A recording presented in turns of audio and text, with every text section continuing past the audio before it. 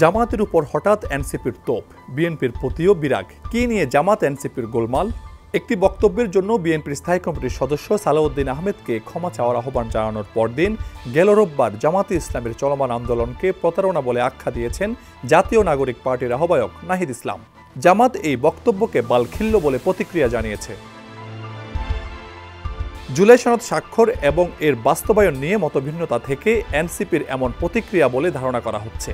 BNP জামাত সহ 25টি দল জুলাই সনদে স্বাক্ষর করলেও এনসিপি সনদে স্বাক্ষর করেনি।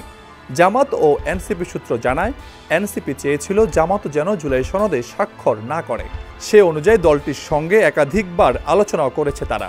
এনসিপির জুলাই সনদে স্বাক্ষর না করার সিদ্ধান্তকে জামাত সরকার ও বিএনপির উপর চাপ রাখার কৌশল হিসাবে সমর্থন দেয়, কিন্তু জামাত নিজে এই চাপ কৌশলে যুক্ত হতে রাজি হয়নি।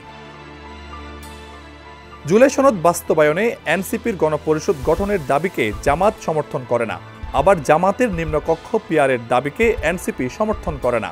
এই মতপার্থক্য নিয়েও দুদল এতদিন কাছাকাছি অবস্থানে ছিল।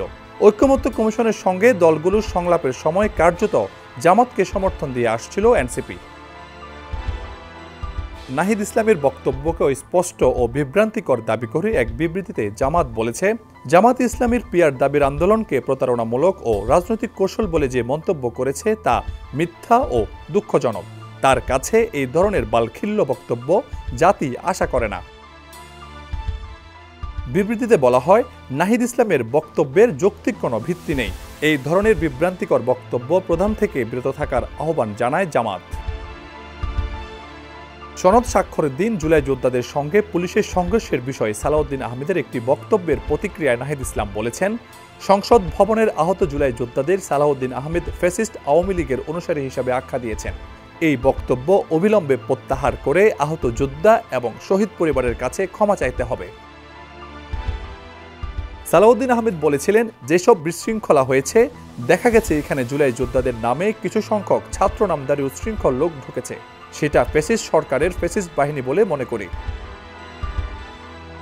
এনসিপির ক্ষমা চাওয়ার ব্যাপারে গতকাল সালাউদ্দিন আহমেদ বলেছেন, বিএনপিকে জুলাই গণ অভ্যুত্থানের বিপরীতে দাঁড় করানোর অপচেষ্টা হচ্ছে, এটা সফল হবে না।